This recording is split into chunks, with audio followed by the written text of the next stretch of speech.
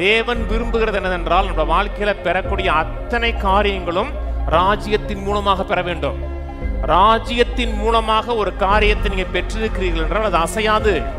இந்த ராஜ்யம் ஆட்டோமேட்டிக்கா நம்ம வாழ்க்கையில வருவது கிடையாது, அழைப்பின் அடிப்படையில் தான் வருது. ஒவ்வொரு பகுதியிலையும் ராஜ்யம் வருவதாக, சித்தம் செய்யப்படுவதாக என்று நீங்க எப்பப்பெல்லாம் அழைக்கிறீர்களோ அந்த பகுதியில ராஜ்யத்தோட ஆளுகை இருக்கும். ராஜ்யம்னா என்னங்க? அதுல எந்த பிரச்சனைக்குள்ள இருக்கும் அந்த பிரச்சனையிலிருந்து நம்மை விடுவிக்கக்கூடிய வல்லமை தான் ராஜ்யத்தின் வல்லமை.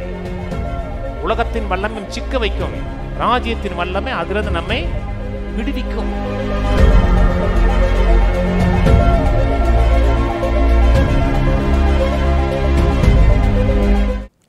தேவனுடைய ராஜ்யத்தை குறித்து பேசணும். இயேசு பூமிக்கு வந்தது ராஜ்யத்தை குறித்து பிரசங்கம் பண்ண வந்தார். இயேசுவுக்கு முன்பாக யோவான் சாணன் வார்த்தையை பேசுகிறார். மனந்திரும்புங்கள், பரலோக ராஜ்யம் சமீபமா இருக்குது என்று பிரசங்கம் பண்ணினார். இயேசு அதே பிரசங்கத்தை பண்ணினார். மனந்திரும்புங்கள், பரலோகம் சமீபமா இருக்குன்னு சொல்லலை. மக்களை பரலோகத்திற்கு இயேசு ஆயத்தப்படுத்தலை. ஏனென்றால் மனிதன் பரலோகம் போகும்படியாக, பரலோகத்திலே நித்தியமாக வாழும்படியாக மனிதனை கர்த்தர் நியமிக்கவில்லை. ஆதாம் பரலோகத்தை இழக்கவே இல்லை. ஏன்னா ஆதாமுக்கு பரலோகம் கொடுக்கப்படவே இல்லை. ஆதாமுக்கு பூமி கொடுக்கப்பட்டது. ஆதியில தேவன் ஒரு எல்லையை சிருஷ்டித்தார். ஒரு எல்லை, ஒரு ராஜ்யத்திற்கு எல்லைகள் அவசியம். முதல்ல ஒரு எல்லை உருவாக்குறார் தேவன். ஆதியில வானத்தையும் பூமியும் சிருஷ்டித்தார். அதான் ராஜ்யத்துடைய பவுண்டரி. அப்புறம் அந்த பவுண்டரிக்குள்ள, பூமிங்கிற எல்லைக்குள்ள மனிதனை வைத்து அவனை ஆளும்படியாக வைத்தார். அவனை பரலோகத்துக்கு ஆயத்தம் பண்ணும்படியாக வைக்கல, அவனை பூமியிலே ஒரு ராஜாவாக வைத்தார். இந்த பூமியை ஆளக்கூடிய ஒரு ராஜா. சங்கீதம் சொல்லப்படுகிறது, வானங்கள் கர்த்தருடையது, பூமியோ கர்த்தர் மனுபுத்திரன்னு கொடுத்தார். பூமியிலே அவன் ஆளும்படியாக, ஒரு ராஜாவை போல ஆளும்படியாக, பரலோகத்தின் சித்தத்தை இந்த பூமியில நிறைவேற்றுவதற்கு ஒரு குட்டி ராஜாவை போல இருக்க முடியாதா கர்த்தர் மனிதனை படைத்தார். அந்த மனிதன் பரலோகத்தை இலக்கில் பாவம் செய்யும் பொழுது ராஜ்யத்தை இழந்தான், ராஜாவோட ஆளுகை இழந்தான். அவனுடைய வாழ்க்கையை அவனே ஆளுகை செய்ய நினைத்தான். அவனுடைய வாழ்க்கை பிசாசினால் ஆளப்பட்டது. இப்படி பிசாசினால் ஆளப்பட்ட மனிதனை திரும்பி மீட்டு ரட்சித்து தன்னுடைய ராஜ்யத்துக்குள்ள கொண்டு வந்தார். அதனால தான் இயேசு பிரசங்கம் பண்ணது ராஜ்யத்தை குறித்து பிரசங்கம் பண்ணினார். பரலோகம் இருக்கா? இருக்கு.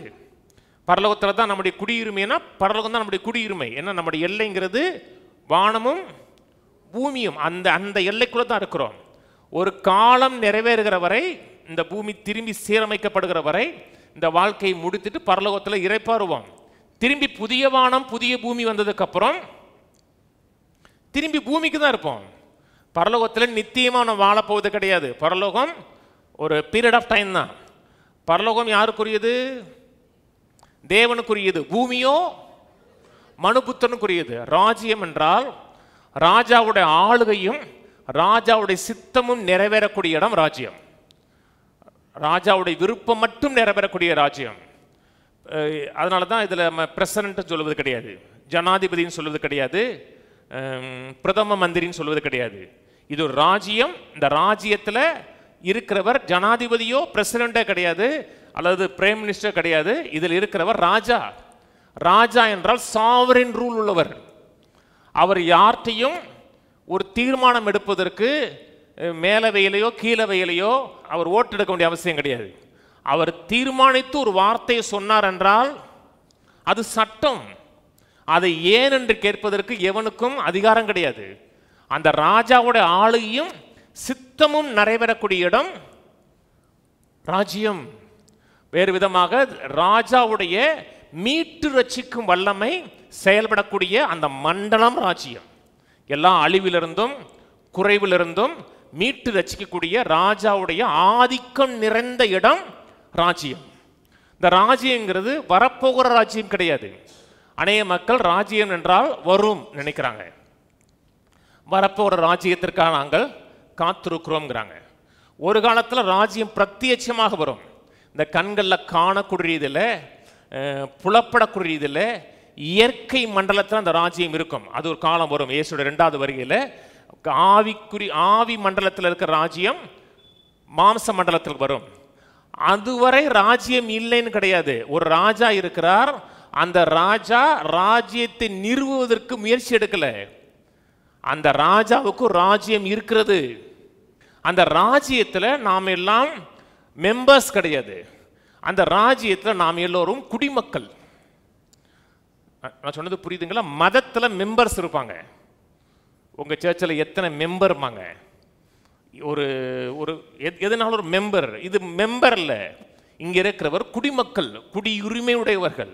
இந்த ராஜாவுடைய ஆளுகையின் கீழ் இருக்கிற மக்கள், ராஜாவுடைய சித்தத்தை நிறைவேற்ற வாஞ்சிக்கிற மக்கள், ராஜாவுடைய மீட்டு ரட்சிக்கிற வல்லமையை அனுபவிப்பார்கள். கவனிக்கிறீங்க? ராஜ்யம் வரப்போகிறதில்ல. ராஜ்யம் ஏற்கனவே இருக்கிறது.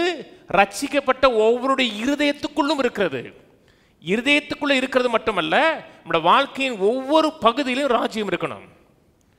ரட்சிக்கப்பட்டிருக்கேன், ஆவியில் ராஜ்யம் இருக்கு, மனதில் ராஜ்யம் இருக்கணும், சரீரத்தில் ராஜ்யம் இருக்கணும், குடும்பத்தில் ராஜ்யம் இருக்கணும். வாழ்க்கையின் ஒவ்வொரு பகுதியிலும் ராஜ்யம் இருக்கணும். ராஜ்யம் இருக்கணும்னு என்ன அர்த்தம்? ராஜாவோட ஆளுகையும் ராஜாவோட சித்தமும் நிறைவேறணும். என் மனதில் ராஜாவோட ஆளுகை இருக்கணும், ராஜாவோட சித்தம் நிறைவேறணும். என் சரீரத்தில் ராஜாவோட ஆளுகை, ராஜாவோட சித்தம் நிறைவேறணும். அதான் ராஜ்யம். ராஜ்யம் என்பது வெறும் ஆவிக்குரியதில் அப்படி போறது கிடையாது. ராஜ்யத்தோட ஆளுகைக்குட்பட்டிருக்கிறோம் என்றால் அந்த ராஜ்யத்தோட நிறைவே அனுபவிக்கக்கூடிய மக்களாக இருக்கணும். கவனிக்கிறீங்களா? இது வரப்போகிற ராஜ்யம்ல, ஏற்கனவே இருக்கிற ராஜ்யம். சில காரியம் சொல்றேன். இயேசு ஜெபிக்க சொன்னார். ஒரு எப்படி ஜெபிக்கணும்னு ஒரு பேட்டர்ன் சொன்னார். ராஜ்யம் வருவதாக, உம்முடைய சித்தம் பரலோகத்தில் செய்யப்படுவது போல பூமியிலும் செய்யப்படுவதாக. ராஜ்யம் வருவதாக, உம்முடைய சித்தம் பரலோகத்தில் செய்யப்படுவது போல பூமியிலும் செய்யப்படுவதுன்னு ஜெபிக்க சொன்னார். முதல் காரியம், இந்த ராஜ்யத்துடைய நிறைவு வாழ்க்கையில் வர வேண்டும் என்றால் ராஜ்யம் ஒவ்வொரு பகுதியிலையும் வருவதாக என்று ஜெபிக்கணும். நான் ஜெபிக்கவில்லை, நான் அதற்கு அழைப்பு கொடுக்கவில்லை என்றால் இந்த ராஜ்யத்துடைய நிறைவை என் வாழ்க்கையின் மற்ற பகுதியில் காண முடியாது. ஏசு சொன்னார், மத்தேயு 6 சொன்னார், முதலாவது தேவனுடைய ராஜ்யத்தையும் அப்படி நீதியின் தேடுங்கள்னாரு. ஜெபிக்கிறது மட்டுமல்ல, ராஜ்யம் வருவதாக என்று ஜெபிக்கிறது மட்டுமல்ல, நம்முடைய சித்தம் நிறைவேறுவதாக என்று ஜெபிக்கிறது மட்டுமல்ல, ராஜ்யத்தை தேடக்கூடிய ஆட்களாக இருக்கணும். ராஜ்யத்தை தேடக்கூடிய மக்கள்னா அந்த ராஜ்யத்தோட ஆளுகையின் வாழ்க்கையில் வர வேண்டும் என்று வாஞ்சிக்கக்கூடிய ஆட்களாக இருக்கணும். ஒரு காரியத்தை தேடுகிறோம் என்றால் அதை நம்முடைய வாழ்க்கையின் பங்காக மாற்ற விரும்புகிறோம்னு அர்த்தம். கவனிக்கிறீங்களா? ராஜ்யத்தோட ஆளுகையின் வாழ்க்கையில் இருக்க வேண்டும் என்று வாஞ்சிக்கக்கூடிய மக்களாக இருக்கணும். எபிரேயர் 12:28 சொல்லுகிறது, அசையாத ராஜ்யத்தை பெறுகிறவர்களாகிய நாம்ங்கிறார். அசையாத ராஜ்யத்தை பெறுகிறவனா ரிசீவ் பண்ணுகிறவர்களாகிய நாம்ங்கிறார். நாம் ரிசீவ் பண்ணுகிற, நாம் பெற்றுக்கொள்ளுகிற எல்லாமே அசையாததாக இருக்கணும். இந்த உலகத்தில் நம்பக்கூடிய நிறைய காரியங்கள் அசைஞ்சிரும். ஒரு காலத்தில் நம்பிக்கையாக இருந்தங்க, இப்போ அது அசைஞ்சிருச்சு. தேவன் விரும்புகிறது என்னதென்றால் நம்ம வாழ்க்கையில் பெறக்கூடிய அத்தனை காரியங்களும் ராஜ்யத்தின் மூலமாக பெற வேண்டும். ராஜ்யத்தின் மூலமாக ஒரு காரியத்தை நீங்கள் பெற்றிருக்கிறீர்கள் என்றால் அது அசையாது. எத்தனை எதிர்மறையான காரியங்கள் வந்தாலும் நிலைக்கும். காலம் வரும், ஆவி மண்டலத்தில் இருக்கிற ராஜ்யம் காண்கிற மண்டலத்துக்கு வரும். கவனிக்கிறீங்க? மறைந்திருக்கிற ராஜ்யம் வெளிப்படும், அப்படியே பிரத்யட்சமா தெரியும் 2வது வருகையில். அப்பொழுது இந்த ராஜ்யத்தினால் நீங்க பெற்றிருக்கிற அனைத்தும் நிலைத்து நிற்கும். வேற எந்த விதத்திலாம் பெற்றிருந்தீங்கன்னா அது அத்தனையும் அக்கினிக்கு இரையாயிரும். நான் சொன்னது புரியுதுங்களா? 3 காரியம் சொன்னேன். வருவதாக, சித்தம் நிறைவேறுவதான் ஜெபிக்க சொன்னார். இந்த ராஜ்யம் இப்போ இல்லை, வரப்போகுதான், இனிமேல் வரப்போகுது, 2வது பேர் தான் வரப்போகுது. அதுவரை காத்திருக்கணும்னா நான் ஜெபிச்சு என்ன பண்ணேன்? இப்பொழுதே வருவதாகனா, சித்தம் நிறைவேறுவதன்னா ராஜ்யத்தின் ஒவ்வொரு பகுதியின் வாழ்க்கை நிறைவேறுவதாக என்று நான் இப்பொழுது ஜெபிக்கிறேன். ஜெபங்கன்னா என்னங்க? ஜெபத்தில் விசுவாசத்தை பயன்படுத்தணும், அப்படித்தானே? ஒரு ஜெபம் எப்பொழுது வல்லமையா இருக்கும்? விசுவாசம் உள்ள. விசுவாசம்னாவே என்ன? விசுவாசம்னாவே இப்பொழுது. விசுவாசம்னா என்ன? இப்பொழுது. இப்பொழுது உம்முடைய ராஜ்யம் என் வாழ்க்கையில் வருவதாக, உம்முடைய ராஜ்யம் பரலோகத்தில் செய்யப்படுவது போல என் வாழ்க்கையில் செய்யப்படுவதுன்னு ஜெபிக்கணும். ராஜ்யம் 2வது வரிகளை தான் வரப்போகுதுன்னா அந்த ராஜ்யத்தை தேட வேண்டிய அவசியம் கிடையாது. இன்னும் எத்தனை வருஷம் ஆகுதோ அதையே நான் தேடணும். அப்போ இந்த ராஜ்யம் இப்பொழுது இருக்கிறது, உங்களுக்குள்ள இருக்கிறது, எனக்குள்ள இருக்கிறது, நம் மத்தியில் இருக்கிறது. கவனிக்கிறீங்க? எபிரேயர் 12 சொல்லுகிறார், அசையாத ராஜ்யத்தை பெறுகிறவளா. ஒரு பெறுகிறோம்னா என்ன அர்த்தம்? அது அவைலபிளா இருக்குன்னு அர்த்தம். இல்லாத ஒரு காரியத்தை பெறப்போகிறவர்களாகிய நாம் சொல்லல, பெறுகிறவர்களாகிய நாம்னா அதை இப்பொழுதே அனுபவித்துக் கொண்டிருக்கிறோம். ராஜ்யம்ங்கிறது ஒரு ரியாலிட்டி, ஒரு ஸ்பிரிச்சுவல் ரியாலிட்டி. இந்த ஸ்பிரிச்சுவல் ரியாலிட்டியை பிசிக்கல் ரியாலிட்டியா மாற்றணும். நான் சொன்னது புரியுதுங்களா? இதே ஆவிக்கு மண்டலத்தில் இருக்காங்க, ராஜ்யம் இருக்காங்க, ராஜா இருக்காங்கன்னு சொல்லாம அந்த ஆவி மண்டலத்தில் இருக்கிற காரியங்களை அந்த ராஜ்யத்துக்கு உட்பட்ட மக்களுடைய வாழ்க்கையில் நம்ம காணும்படியாக கொண்டு வரணும். இன்னைக்கு அநேக மக்கள் ராஜ்யத்தோட நிறைய அனுபவிக்கல. ஏன் அனுபவிக்கலன்னா இந்த ராஜ்யத்தை அவர்கள் மாம்சீகமாக எதிர்பார்க்குறாங்க. பெரும்பாலான மக்கள் சொல்லுவாங்க, பார்த்தீங்களா, உங்களுக்கு இங்கே வீடு இல்லை, அங்கே வீடு இருக்கு. இந்த உலக வாழ்க்கைங்கிறது பாடுகளும் கண்ணீரும் கஷ்டம்தான்.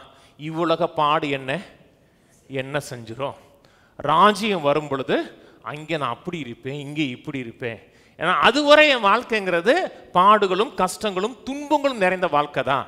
ஏன்னா இது ராஜ்யம் இல்லாத இன்னொரு ராஜா பிசாசுடைய ஆளக்கூடிய ஒரு மண்டலத்தில் இருக்கிறோம் அப்படிங்கிற ஒரு எண்ணம் இருக்கு.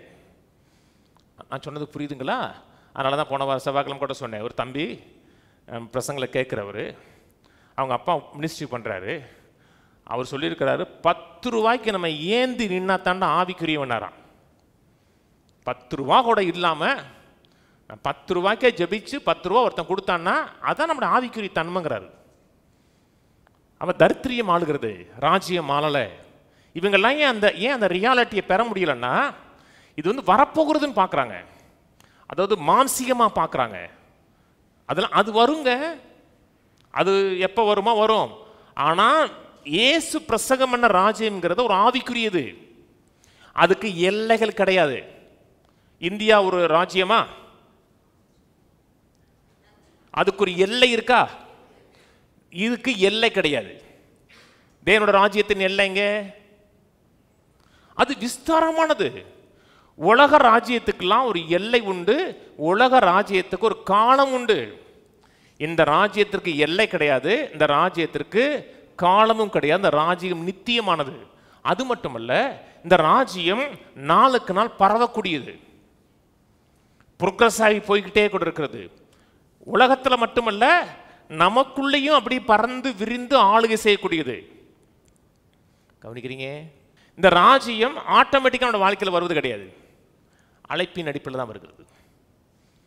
ஒவ்வொரு பகுதியிலையும் ராஜ்யம் வருவதாக, உடைய சித்தம் செய்யப்படுவதாக என்று நீங்கள் எப்பப்பெல்லாம் அழைக்கிறீர்களோ அந்த பகுதியில் ராஜ்யத்தோட ஆளுகை இருக்கும். காலம் ஒன்று வரும், அப்போ அழைக்க வேண்டிய அவசியம் கிடையாது. 2வது வரியை வரும் பொழுது ராஜ்யம் வருவதாக அப்போ நீங்கள் அழைக்க வேண்டிய அவசியம் கிடையாது. அந்த ராஜ்யங்கிறது வந்து அழைக்கவே முடியாது. இப்பொழுது அந்த ராஜ்யத்தில் இல்லை அப்படின்னா 2வது வரியில் அந்த ராஜ்யத்தில் நீங்கள் இருக்க மாட்டீங்க, நீங்கள் வேற எங்கேயே இருப்பீங்க. அதுவரை உங்களுக்கு சாய்ஸஸ் உண்டு. இயேசுவை வேணும்னு சொல்லலாம், இயேசுவை வேண்டான்னு சொல்லலாம், அதுவரை சாய்ஸஸ் உண்டு. 2வது வரி வந்துருச்சுன்னா உங்களுக்கு சாய்ஸ் கிடையாது. இந்த ராஜ்யத்தில் ஏற்கனவே இருக்கிறவர்கள் அந்த ராஜ்யத்தில் இருப்பார்கள், இல்லாதவர்கள் வேற இடத்துல இருப்பார்கள். அப்போ நான் 2வது வருகை வரை காத்திருக்கணுமா? அவரோட ராஜ்யமும் அவரோட ஆளுகையும் அவரோட மீட்டு ரசிக்கிற வல்லமை என் வாழ்க்கையில் வெளிப்படுவதற்கு நான் இயேசு வர வரை காத்திருக்கணுமா?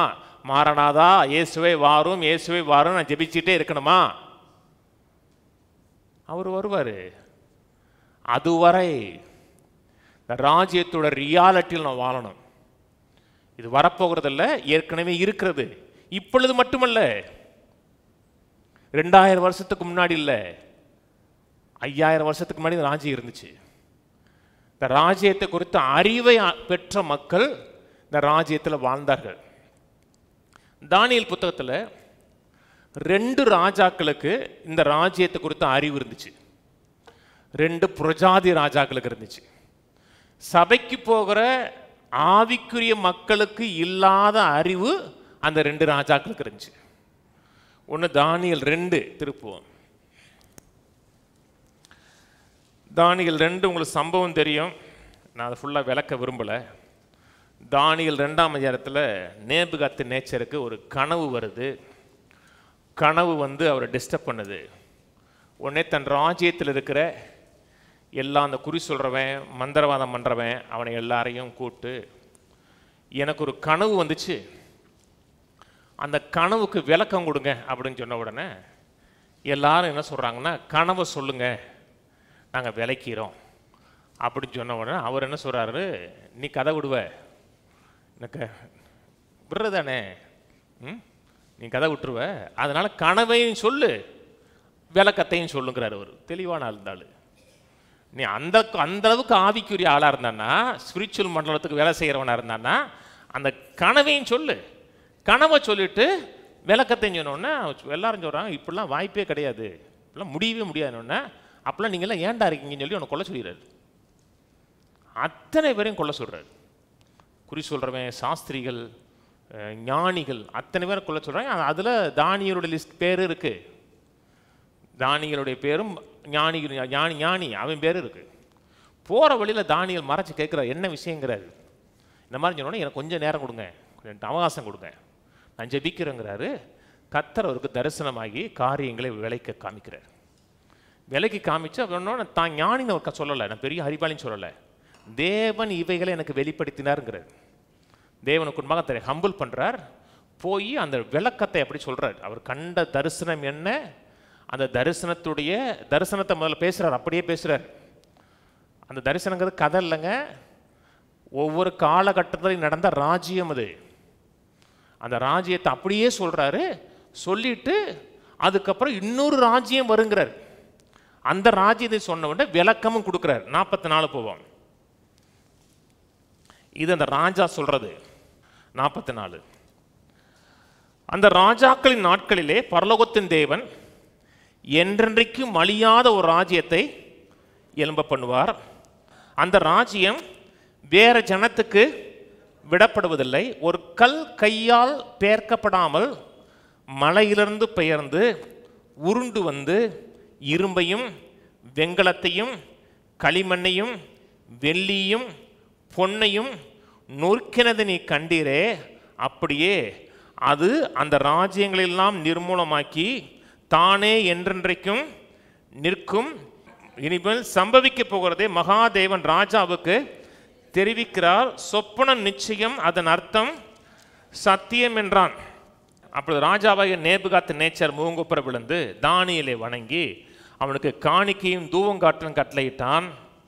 ராஜா தானியேலை நோக்கி, நீ இந்த மறைபொருளை வெளிப்படுத்தினபடியால் மெய்யாய் உங்கள் தேவனே தேவர்களுக்கு தேவனும் ராஜாக்களுக்கு ஆண்டவரும் மறைபொருளை வெளிப்படுத்துறமாய் இருக்கிறார் என்றான். ஒரு தரிசனம் அவனுக்கு வருது. தரிசனத்தை ஆண்டவர் வெளிப்படுத்துகிறார்.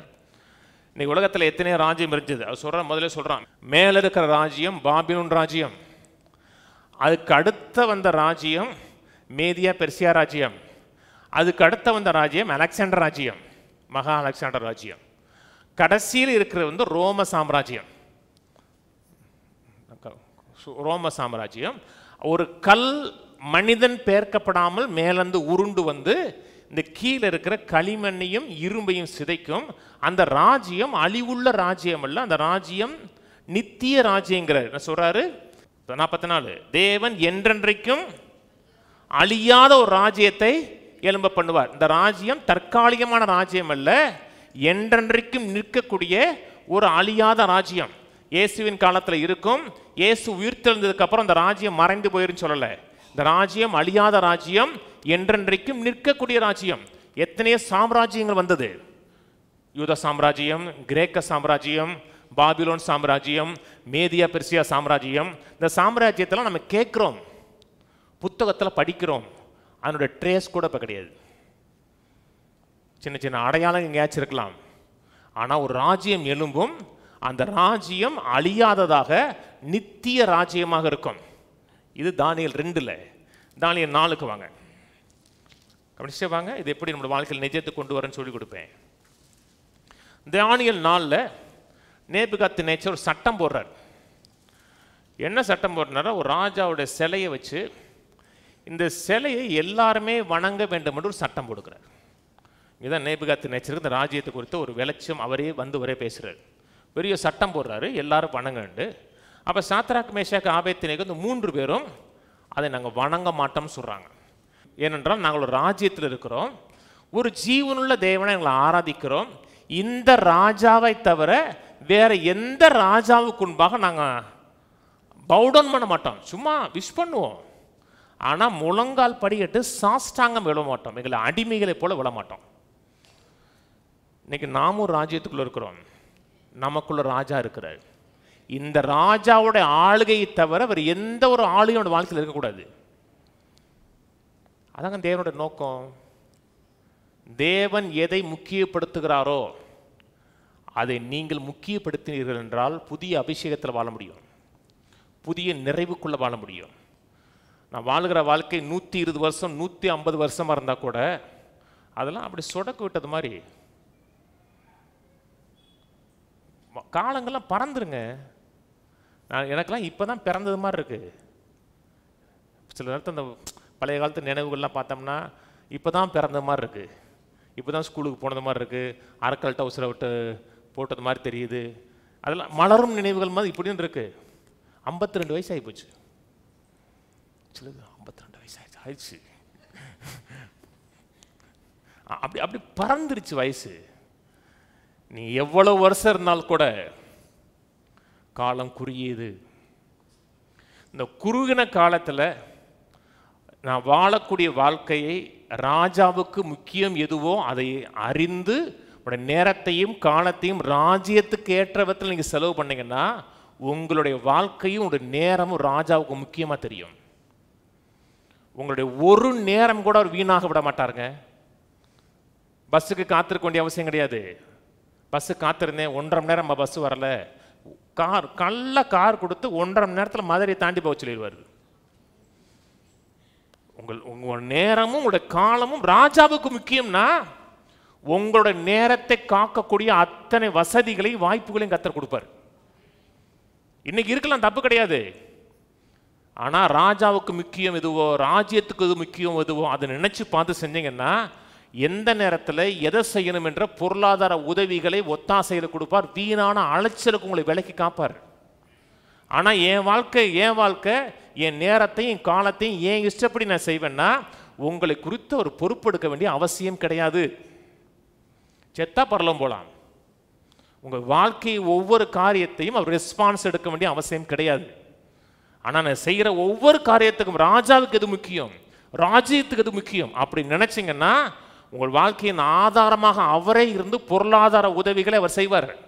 உங்கள் நேரம் மிச்சமாகும், காலம் மிச்சமாகும், தெய்வீகமான இன்சைட்ஸ் உருவாகும். இது இதையே கேட்டுட்டு போகிறது இல்லைங்க. நான் சொன்னது புரியுதுங்களா? நம்ம ராஜ்யத்திற்காக இருக்கிறோம்.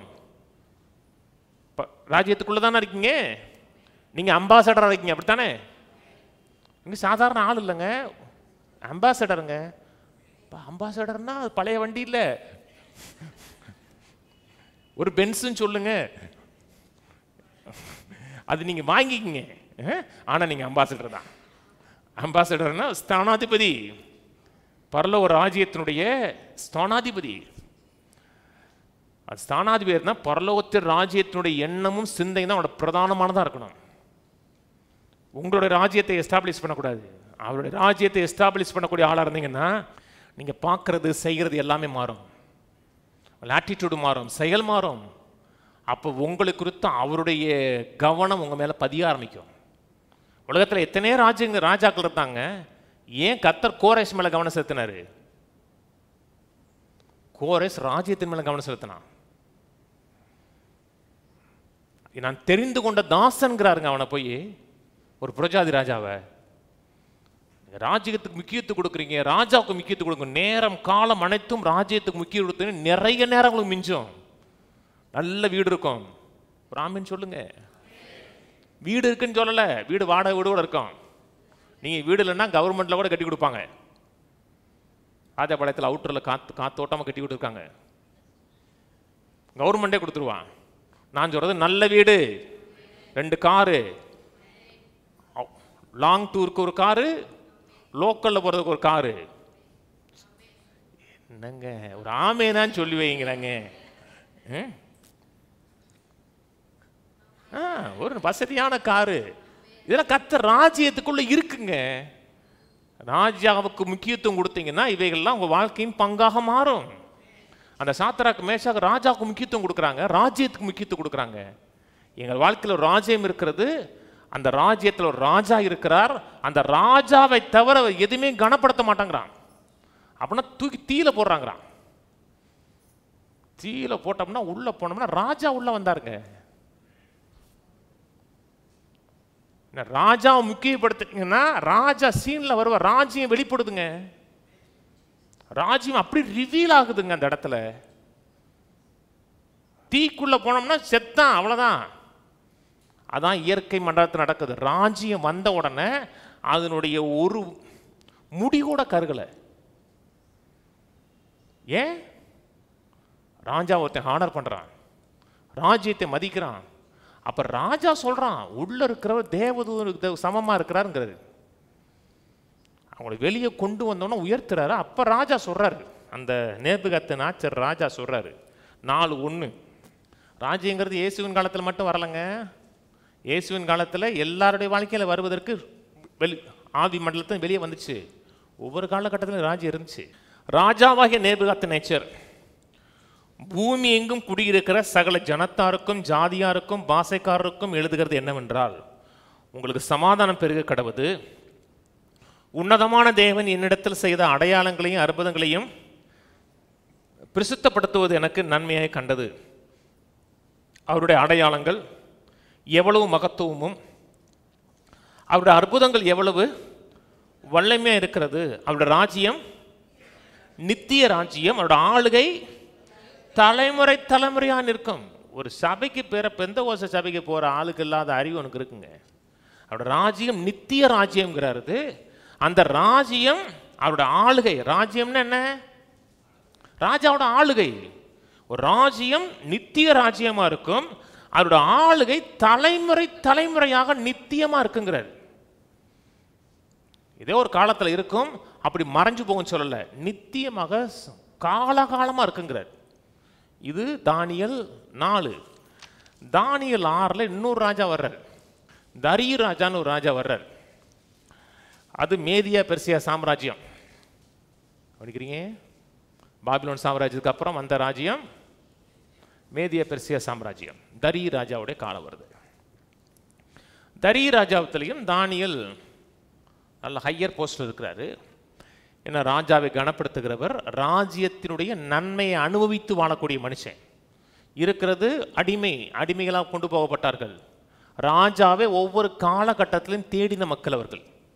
ராஜா அவங்க வாழ்க்கையில் வெளிப்படுகிறார், உயர்த்துறாரு. அவர் மேன்மையாக இருக்கிறதை கண்டு சில மக்களுக்கு பொறாமல் இருக்கு. உங்களை பார்த்து சில மனுஷன் பொறாமப்படுறானா? படலையா? சோத்திரம் போடுங்க. நம்ம பார்த்து பரிதாபப்படுறாங்க, என்னம்மா அவனுக்கு இப்படி ஆகி போச்சு, அப்படி நம்ம பார்த்து சொல்லவே கூடாது. நம்மளை பார்த்து 4 பேர் பொறாமப்படணும், இல்லாத பொல்லாதெல்லாம் சொல்லணும். அவங்களுக்கு தெரியுமா, இப்படி தெரியுமா, அப்படின்னா வேலை நடக்குதுன்னு அர்த்தம். இருக்கிறதே சொல்லிக்கிட்டு இருக்காங்கன்னா வேலை நடக்கலன்னு அர்த்தம். இல்லாத பொல்லாதெல்லாம் சொல்கிறாங்க, நம்மளை நோகடிக்க வைக்கிறதுக்காக செய்தி வருதுன்னா ராஜ்யம் வேலை செஞ்சுட்டு இருக்குன்னு அர்த்தம். இவனுக்கு விரோதமாக பலவிதமான காரியங்கள் பேசப்படுகிறது. பேசி இவனை எப்படியாவது மடக்கி இவனை அழிச்சிடணும்னு திட்டம் போடுறான்.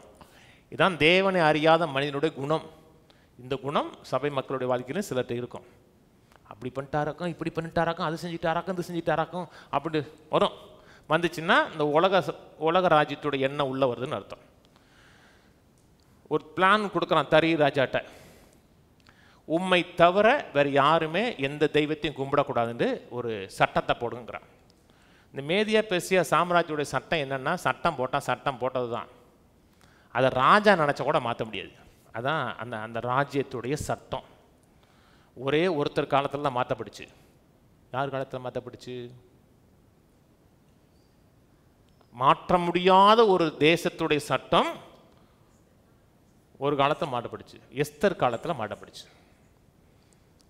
எஸ்தர் காலமும் மேதியா பெர்சியா ராஜா அந்த ராஜா ஆகஸ்வரி ராஜா அந்த ஆகஸ்வரி ராஜாவுடைய காலத்தில் தான் சட்டம் மாட்டப்பட்டுச்சு. அது மேதியா பெர்சியா சாம்ராஜ்யம். சட்டம் போடுறாங்க. ஆனால் தானியேல் எப்பொழுதுமே ராஜ்யத்தை தேடுற மனுஷன், ராஜ்யத்தோட ஆளுகைக்கு உட்பட்டு வாழ வேண்டும் விரும்புகிற மனுஷன், ஒவ்வொரு நாளும் 3 வேளை ஜெபிக்கிறவர், ராஜாவை தேடுகிறவர், ராஜாவோட ஆளுகை தன் வாழ்க்கையில் வர வேண்டும்னு விரும்புகிற மனுஷன். ராஜ்யம் வருவதாக, உடைய சித்தம் செய்யப்படுவதாக என்று ஜெபிக்கிற மனுஷன். என்ன சட்டம் போட்டாலும் ராஜாவை தேடுகிறத நிறுத்தாத மனுஷன். ஜெபிக்கிறாரு. ஜீவனுள்ள தேவனோட ஆளுகை தன் வாழ்க்கையின் ஒவ்வொரு பகுதியிலும் வர வேண்டும் என்று ஜெபிக்கிறார். நம்முடைய ஆவிக்குள்ள தேவனோட ராஜ்யம் இருக்கா? இதோ தேவனோட ராஜ்யம் உங்களுக்குள்ள இருக்கிறதேன்னாரு. ஆண்டவரை ஏற்றுக்கொண்ட ஒவ்வொருக்குள்ள ராஜ்யம் இருக்கிறது. இந்த ராஜ்யத்துடைய அது எப்படி வந்துச்சு? அழைப்பின் அடிப்பில் தான் வந்துச்சு. வாழ்க்கையின் ஒவ்வொரு பகுதியிலும் ராஜ்யத்துடைய ஆளு இருக்க வேண்டும் என்றால் ஒவ்வொரு பகுதியிலையும் ஆண்டவர் உள்நுழைய நம்ம இடம் கொடுக்கணும். அந்த கானாவூர் கல்யாணத்துக்கு இயேசு வந்தார். வந்து எங்கே உட்காந்துருந்தார்? இதே ஒரு இடத்துல உட்கார்ந்தார். எங்கே உட்கார்ந்தார் சொல்லலை, இதே ஒரு இடத்துல உட்கார்ந்தார். உட்கார்ந்த உடனே அந்த பந்தி அந்த வீட்டில் இருக்க முக்கியமான ஆட்கள் அவர் கிச்சன் வர போகிறதுக்கு அனுமதிக்கிறாங்க. கிச்சனில் போகிறாரு. அங்கே போனால் ஜூஸ் இல்லை. அப்புறம் தன்னுடைய வல்லமையை காமிக்கிறாங்க. ராஜ்யம் செயல்படுதுங்க. அந்த இடத்துல தண்ணி திராட்சை ரசம் மாறுதுங்க. அவருடைய ஆளுகை அவருடைய மீட்டு ரட்சிக்கிற வல்லமைக்கு செயல்படுது. இவ்விதமாக தன்னுடைய மகிமையை வெளிப்படுத்தினார்னா ராஜ்யத்தினுடைய நேச்சரை வெளிப்படுத்துறாரு. அங்கே திராட்சை ரசம் தண்ணியா மாறும், அது வழக்கம். தண்ணி திராட்சை ரசமா மாறாது, அது சூப்பர் நேச்சுரல். 3 வேளையும் ஜெபிக்கிறார். இவர் மேலே கம்ப்ளைண்ட் வருது. ராஜாட்ட சொல்கிறாங்க, ஒருத்தர் மீறிட்டான். மீறினவர்களை பசியாக இருக்கிற சிங்கத்தினுடைய கெபிக்குள்ள தூக்கி போடணும். சிங்கம் கடிச்சு கொன்றும். இந்த தரியர் ராஜா தேவனை நம்புறாங்க. சிங்கத்தின் கெபியில போடும்போது சொல்றாரு, கர்த்தர் உன்னை தப்புவிப்பார்கிறார். போய் சொல்லிட்டு போறாரு, தானியேல் போ, கர்த்தர் உன்னை தப்புவிப்பார்கிறார். உள்ள போறாரு. ராஜா தூங்கல. ஒருவேளை ராஜா ஜெபிச்சிருப்பார் நினைக்கிறேன். ஏன்னா விசுவாசத்துல தான் பேசிட்டு போறாரு. ஆண்டவரே அவருக்கு நினைச்சதை அவர் நம்முடைய ஆண்டவர்கிட்ட ஜெபிச்சிருப்பார். ஏன்னா இந்த தேவன் தான் இவரை உயர்த்தி இருக்கிறாரு, மேன்மைப்படுத்திருக்கான அறிவு தரிய ராஜாக்கு இருக்கு. உன் தேவன், நீ ஆராதிக்கிற தேவன் உன்னை தப்பி வைப்பான்னு சொல்லிட்டு போறாரு. அங்கே போய் ஒரு நிம்மதியாக தூங்கி எந்திரிக்கிறாரு. சிங்கம் கடிக்கலை. கவனிக்கிறீங்க என்ன நடந்துச்சு? ராஜ்யம் வெளிப்படுது. கவனிங்க, ஒரு ராஜ்யம் வெளிப்பட காத்திருக்கிறோமா? 2வது வரை காத்திருக்கோமா? அந்த ராஜ்யம் வெளிப்படும் பொழுது சிங்கமும் ஆடும் புல்லுமேயும் இருக்கு. மாடு பக்கத்தில் இருந்தாலும் சிங்கத்துக்கு பசியா இருந்தாலும் ஆட்டை திங்காது, புல்ல திங்கும். ஏன்? அந்த ராஜ்யத்தில் கொல்லக்கூடிய எந்த ஒரு காரியமும் இருக்காது. ஒரு ராஜ்யத்தில் கொல்லுவது, அழிப்பது, நாசமாக்குவது இருக்கிறால் பிசாசின் ராஜ்யம். கவனிக்கிறீங்க? பிசாசின் ராஜ்யம் இந்த உலக ராஜ்யத்தின் மூலமாக வெளிப்படுது. தேவனோட ராஜ்யம் சபையின் மூலமாக வெளிப்படுது. நான் சொல்றது புரியுதுங்களா? ஒரு இடத்துல சமாதானம் இருக்கிறது, ஒரு இடத்துல ஜீவன் வெளிப்படுகிறதுன்றா ராஜ்யம் அந்த இடத்துல வெளிப்பட்டு கொண்டிருக்குன்னு அர்த்தம். டோட்டலாக வெளிப்படுதுன்னு சொல்லலை, கொஞ்சமா ராஜ்யம் அங்கே ரிலீஸ் ஆகிட்டு இருக்குன்னு அர்த்தம். ராஜ்யத்தின் ஆளுகை அந்த இடத்துல இருக்குதுன்னு அர்த்தம். 2வது வரியில் எப்படி இருக்குன்னு சொல்லிருக்குங்க, விரியன் பாம்பு குட்டிகளோட சின்ன பிள்ளைகள் விளையாண்டுகிட்டு இருக்குன்னு இருக்கு. இருக்கா? ஏன் கடிக்காது? பாம்பு விளையாட்டு ஜாமா மாதிரி மாறிடும். அப்போ ராஜ்யம் வெளிப்பட்டுருச்சு. அந்த ராஜ்யம் வெளிப்பட வரை நம்ம காத்திருக்க வேணாம். அந்த ராஜ்யம் உங்களுக்குள்ள எனக்குள்ள இப்பொழுது இருக்கிறது. நம்முடைய தேவன் இருக்கிறவராகவே இருக்கிறவர், இருப்பார், இன்னைக்கும் இருக்கிறவர். இன்னைக்கும் அந்த ராஜாவை நோக்கி ஜெபிக்கிறோம், உடைய ராஜ்யம் வருவதாக, உடைய சித்தம் நிறைவேறுவதாக ஜெபிக்கிறோம். ராஜ்யத்தை தேடக்கூடிய ஆட்களாக இருக்கிறோம் என்றால் அசையாத ராஜ்யத்தின் நன்மைகளை ரிசீவ் பண்ணக்கூடிய ஆட்களாக இருப்போம். நான் சொன்னது புரியுதுங்களா? சிங்கத்தின் வாய் கட்டப்படுதுங்க. ஏன்? ராஜ்யம், அந்த ரெண்டாவது ராஜ்யத்துடைய ரெண்டாவது வரிகள் வரும் பார்த்தீங்களா, ராஜ்யம், அதனுடைய முன் ருசி எங்க தெரியுதுங்க. ஆச்சரியமா இருக்குங்க. ஒரு பிரச்சனை வந்துச்சு, போராட்டம் வந்துச்சுன்னா அப்படியே பயந்துடக்கூடாது. ஆண்டவரே உம்முடைய ராஜ்யம் வருவதாக, உம்முடைய ஆளுகை வருவதாக. ஒரு பொருளாதார நெருக்கடி வந்துருச்சுன்னா ஐயோ நான் என்ன பண்ணுவேன் என்ன பண்ணுவேன் என்ன பண்ணுவேன் என்ன பண்ணுவேன், ராஜ்யம் வருவதாக, உடைய சித்தம் என் பொருளாதார காரியத்தில் வருவதாக ஜெபிங்க. குப்பரப்படுத்தக்கூடாது. உடனே சிலருக்கெல்லாம் காசு வந்துச்சுன்னா டிங்கிரி டிங்கின்னு ஆடுறது, காசு போச்சுன்னா வீட்டை விட்டு வெளியே போறது கிடையாது. வாசிப்போம் 6:24. தானியேலின் மேல் குற்றம் சாட்டின மனுஷரையே வென்றால் ராஜா கொண்டு வர சொன்னான். அவர்களையும் அவர்கள் குமாரரையும் அவர் மனைவிகளையும் சிங்கங்களின் கெபியிலே போட்டார்கள். அவர்கள் கெபியின் அடியிலே சேரு முன்னே சிங்கங்கள் அவர்கள் மேல் பாய்ந்து அவர்கள் எலும்புகளை எல்லாம் நொறுக்கி போட்டுச்சு. உள்ள போறதுக்குள்ள தாவி வந்து அத்தனை பேரும் கவி பிடிச்சு கொண்டுருச்சு. ஏன் முத நாள் அதுக்கு பசிக்கலையா?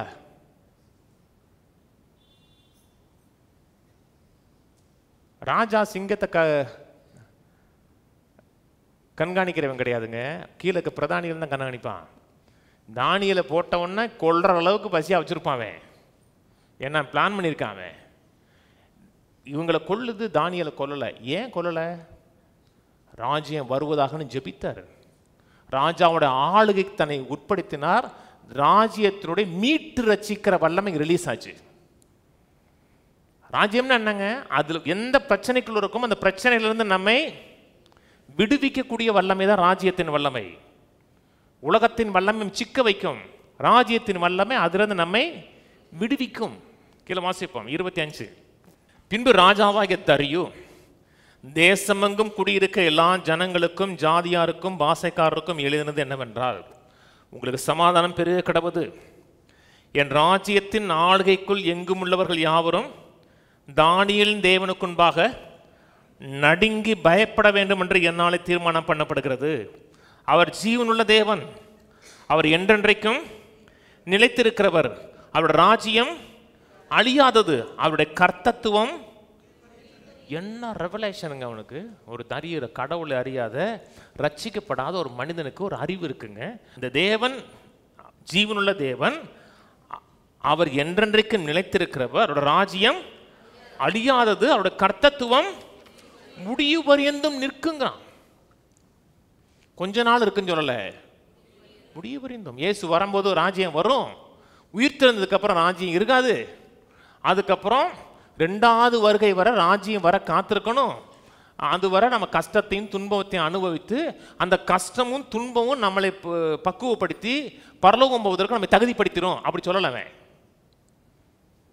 இதெல்லாம் இங்கே எங்கே கேட்கலாம்? சபையில் கேட்கலாம். அப்போ சபையில் பேசப்படுகிறது ராஜ்யத்தின் செய்தி கிடையாது. இப்படிப்பட்ட செய்திகள், அதாவது கர்த்தரை அடித்து நொறுக்கி இந்த உலகத்தில் கஷ்டத்தை அனுபவித்து நம்ம பரலோகத்தை தகுதிப்படுத்துகிறாருன்னு பேசப்படுகிறது பார்த்தீங்களா, அது ராஜ்யத்தின் செய்தி கிடையாது. ராஜா ஆளுகை செய்கிறார், ராஜா அரசாளுகிறார் என்று பேசப்படுகிற செய்தி ராஜ்யத்தின் செய்தி. நான் சொல்றது புரியுதா உங்களுக்கு? ராஜ்யம் அழியாத ராஜ்யம், அவருடைய கர்த்தத்துவம் முடிவு வரையும் இருக்கும். எப்படி ராஜ்யம் வருது? அழைப்பு, இன்விடேஷன். ஆண்டவர் சொன்னார் கதவை தட்டுறேன்னாரு. அவர் உடைச்சு வர தெரியாதா? அவர் எதுக்குங்க தட்டணும்? அவர் தாங்க ஓனரு. ஆனால் தட்டுறேன். அழைப்பின் அடிப்பில் ஆண்டவரே உள்ள வாங்கன்னா உள்ள வருவார். நானே உங்கள் வீட்டுக்கு வர்றேன், வடையத்துக்கு பின்னாடி வச்சிட்டிங்கன்னா அந்த ஆளை நான் மறக்க மாட்டேன். அதுக்கப்புறம் நீங்கள் வடை இல்லை, வடை சட்டியே கொடுத்தா கூட நான் சாப்பிட மாட்டேன். ஒரு இடத்துக்கு போகிறோம்னா அங்கே அங்கே வரவேற்கப்படுகிறோம், இன்வைட் பண்ணப்படுகிறோம். ராஜ்யம் வருவதாக, ராஜ்யம் என் குடும்ப மனதில் வரட்டாண்டவரை, என் மனதின் சிந்தைகள் இந்த உலகத்துக்கு ஏற்ற மாதிரி இருக்குது, அற்பமாக இருக்குது. ராஜ்யத்தின் சிந்தைகள் மனதுக்கு வரட்டும், ராஜ்யத்துடன் எண்ணங்கள் மனதில் வரட்டும். என்னுடைய ராஜ்யம் என் குடும்பத்தில் வரட்டும். குடும்பத்தில் ஒரே சண்டையும் சச்சரவுமா இருக்குது. ராஜ்யம் புசிப்பும் குடிப்பும் அல்ல, அது நீதியும் சமாதானமும் பரிசுத்தாவியினால் உண்டாகும் சந்தோஷமா இருக்கு. அப்படி என் ராஜ்யம் என் குடும்பத்தில் வரட்டாண்டவரை, என் பிள்ளைகள் வாழ்க்கையில் வரட்டாண்டவரை, என் பொருளாதாரத்தில் வரட்டாண்டவரன்னு முதல்ல ஜெபிங்க. அப்புறம் ராஜ்யத்தை தேடுங்க. தேடுங்கன்னா அதனுடைய நிறைவை எதிர்பாருங்க. ஜெபிச்சுட்டு மட்டும் போறதில்ல, குடும்பத்தில் வர்றதுக்கு பொருளாதாரத்தில் வர்றதை எதிர்பாருங்க. அப்புறம் அதை ரிசீவ் பண்ணுங்க. அசையாத ராஜ்யத்தை ரிசீவ் பண்ணுங்க. ராஜ்யத்தின் மூலமாக ஒரு உயர்வு வந்துருச்சுன்னு வச்சுங்களேன், உலகமே எதிர்த்தா கூட தடுக்க முடியாதுங்க.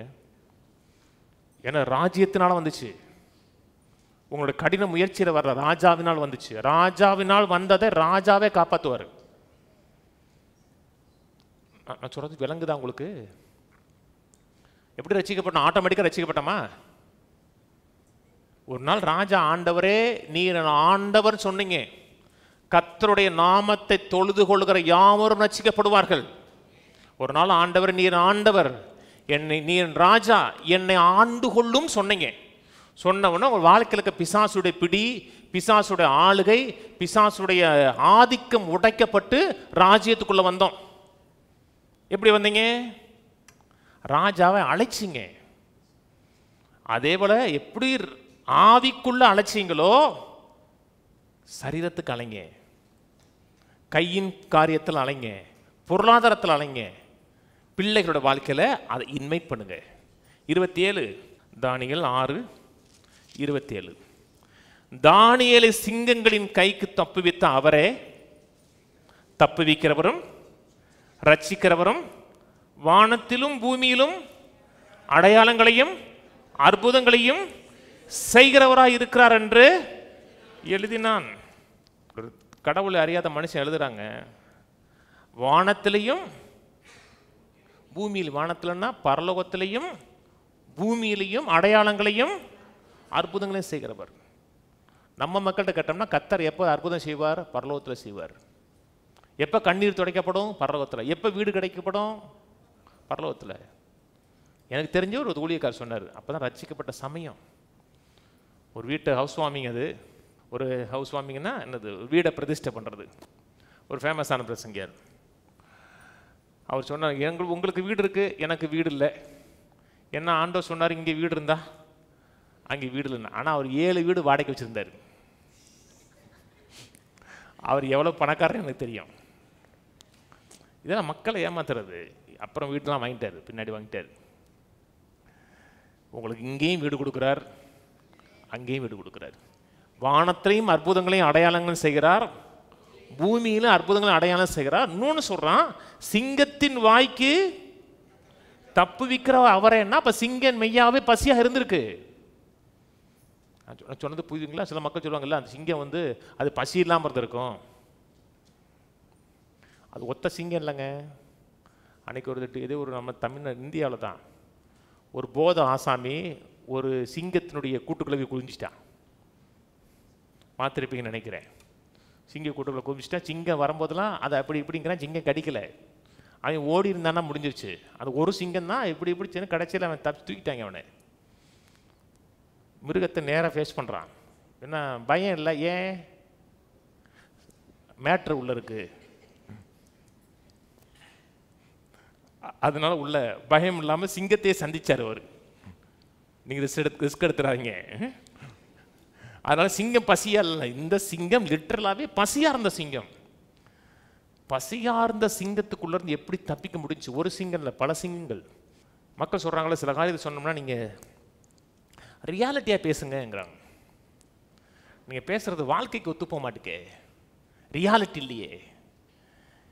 பசியா இருக்கிற சிங்கத்துக்குள்ள ஒரு மனுஷன் போயிட்டு வெளியே வர்றது ரியாலிட்டியா? ரியாலிட்டி கிடையாது. நல்லா கவனிங்க. இந்த காண்கிறதை பார்க்கலும் காணாத ஆவிக்குரிய மண்டலம் ரொம்ப ரியாலிட்டி. நான் பார்க்கறது, சுற்றி பார்க்கறது அனைத்தும் தற்காலிகமானது, கொஞ்ச நாள் இல்லாமல் போயிடும். மதுரையில் 2001 வரை மதுரையில் தான் இருந்தேன். இப்போ போய் மதுரையை பார்த்தா வேற மாதிரி இருக்கு. அன்னைக்கு இருந்த கடைகள் கிடையில, அன்னைக்கு இருந்த வீடுகள் கூட இன்னைக்கு இல்லை, அன்னைக்கு இருந்த மனிதர்கள் கூட இல்லை இன்னைக்கு. இது நாம் காண்கிற அனைத்தும் மாறும். ஆனால் ராஜா மாறுவது கிடையாது, ராஜ்யம் மாறுவது கிடையாது. அவர் நமக்காக மரித்தார், உயிர் தெழுந்தார், ஒரு ராஜாவாக சிங்காசனத்தில் உட்கார்ந்து இருக்கிறார். அவருக்கு ஒரு த்ரோன் இருக்கு, கவனிக்கிறீங்க? அந்த த்ரோனை அந்த ராஜ்யத்துக்கு உட்பட்ட மக்கள் ஆராதிக்கிறாங்க. மரித்தவர்கள் தேவனை ஆராதனை செய்வது கிடையாது. ஆனால் நான் மரித்தவர்கள் கிடையாது, உயிருள்ள தேவனை கும்பிடக்கூடிய உயிருள்ளவர்கள், ஜீவனுள்ளவர்கள். நான் சொன்னது புரியுதுங்களா? அப்போ ராஜ்யம் இருக்கிறது. அந்த ராஜ்யத்தில் ஒரு ராஜா இருக்கிறார்.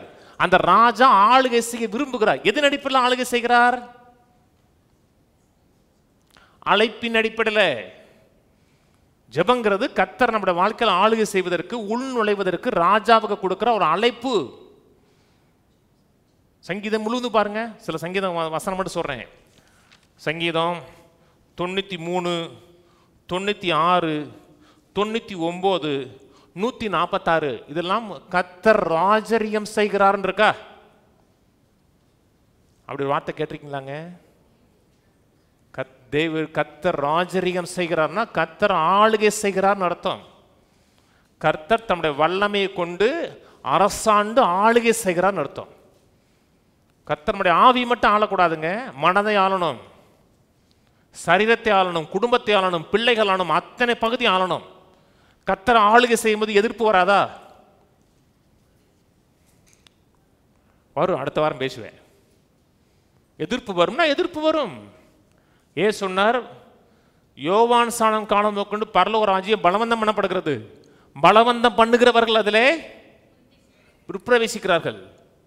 1000 எதிர்ப்புகள், எதிர்மறையான காரியங்கள் வந்தால் கூட உறுதியா நிற்கிறோம் என்றால் நமக்கு எதிர்த்து நிற்கிற அத்தனை காரியங்களும் நம்ம காலுகள் கீழே இருக்கும். ஏன்னா ராஜ்யம் தோற்பது கிடையாது. ரிங்கில் ஏறிட்டீங்க, ராஜாவை நம்பி, ராஜ்யத்தை நம்பி, ராஜாவோட ஆளுகையை நம்பி ஏறிட்டீங்கன்னா தோத்துட்டு வெளியே வந்துடக்கூடாது, ஜெயிச்சு தான் வரணும். மைண்ட்ல எந்தெந்த பகுதி. அதனால தான் 2 வாரத்துக்கு முன்னாடி ஒரு பிரசங்காரை பற்றி சொன்னேன். அவர் பணத்துக்காக ஜெபிக்கலைங்கிறாரு, ஏரோப்ளேனுக்காக ஜெபிக்கலைங்கிறாரு, எதுக்குமே பொருளாதாரத்துக்காக ஜெபிக்கவே மாட்டேங்கிறாரு. எந்த தேவை வந்தாலும் யூ ஆர் மை லார்டுன்னு சொல்லுவேங்கிறாரு. யூ ஆர் மை லார்டுனா நீர் என் வாழ்க்கையின் ஆண்டவர். ஆண்டவர்னா ராஜா. ஆண்டவர் நீ என் வாழ்க்கையை ஆளுகை செய்கிறீர், அரசாளுகிறீர் என்றால் அந்த பகுதியில் நான் தோல்வி அடைஞ்சிட்டேன்னா அது எனக்கு அவமானம் இல்லை, உமக்கு அவமானம். ஆனால் வாழ்க்கையை நம்ம ஆளக்கூடாது, அவர் ஆளுகைக்கு இடம் கொடுக்கணும். அது எதிர்பார்க்கணும், தேடணும், வாஞ்சிக்கிறோம்னா எத்தனை எதிர்ப்பு வந்தாலும் அத்தனை எதிர்ப்பின் மெத்தில் ஜெயமாக வாழ முடியும். ஆனால் நான் ஜெபிக்க மாட்டேன், நான் சிஇஓவாக தான் இருப்பேன். சிஇஓ தெரியல, சபையில் இருக்க சிஇஓக்கள், பெரிய கம்பெனியில் சிஇஓவாக இருக்கேன், ஒரு ஃபேஸ்புக்லேயோ இதே பெரிய கம்பெனியில் சிஇஓவாக இருங்க. ஆனால் சர்ச்சுக்கு சிஇஓவாக இருக்க வேணாம். நானும் சிஇஓ கிடையாது. சிஇஓன்னா என்ன? கிறிஸ்மஸுக்கு வருவேன், ஈஸ்டருக்கு வருவேன், அப்புறம் அவ்வளோதான். Christmas Easter only. அப்படின்னா ராஜ்யத்தினோட ஆளுகை இருக்காது. ராஜ்யம் ஆட்டோமேட்டிக்காக வர்றது கிடையாதுங்க. எல்லாரும் ரட்சிக்கப்படணுமா? எல்லாரும் சத்தியத்தை அறியும், அறிவை அடைய வேண்டும் என்று கர்த்தர் சித்தமுள்ளவராக இருக்கிறாரா? இந்த ஊரில் இருக்கிற அத்தனை பேரும் பரலோகத்தை நிரப்பணுமா? அதனால தான் பாடணும், பரலோகத்தை இந்தியர்கள் நிரப்புவார்கள் பாடணும். அது நம்முடைய ஆசை. நம்முடைய ஆசை இல்லை, பரலோகத்தின் ஆசை அதான்.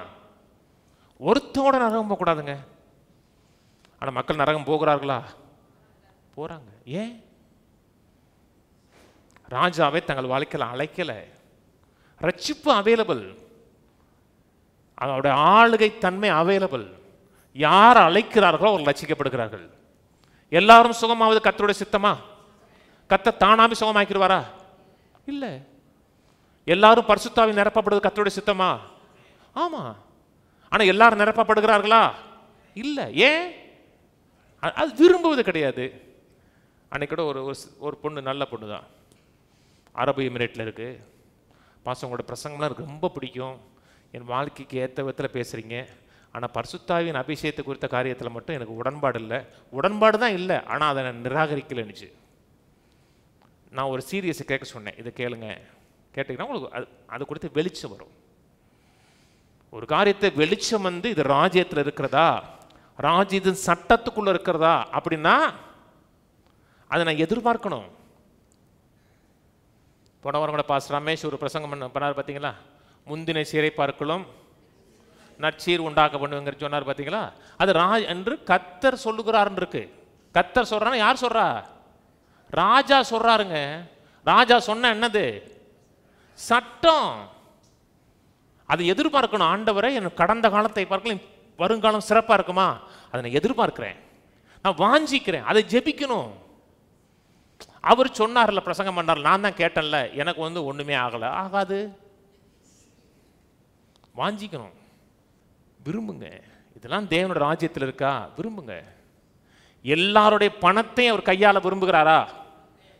எல்லாருடைய பணத்தையும் அவர் கையாள முடிகிறதா? இல்ல. உங்க பணத்தை நீங்க கையாளுகிற வரை உங்களுடைய ஞானத்தின்படி உங்க வாழ்க்கையில் செழிப்பு இருக்கும். பணத்தை அவர் கையாளுகிறார்னு வச்சுங்களேன், அவர் ராஜ்யத்தோட நிறைவு வெளிப்படும். எல்லாம் ஆட்டோமேட்டிக் கிடையாதுங்க.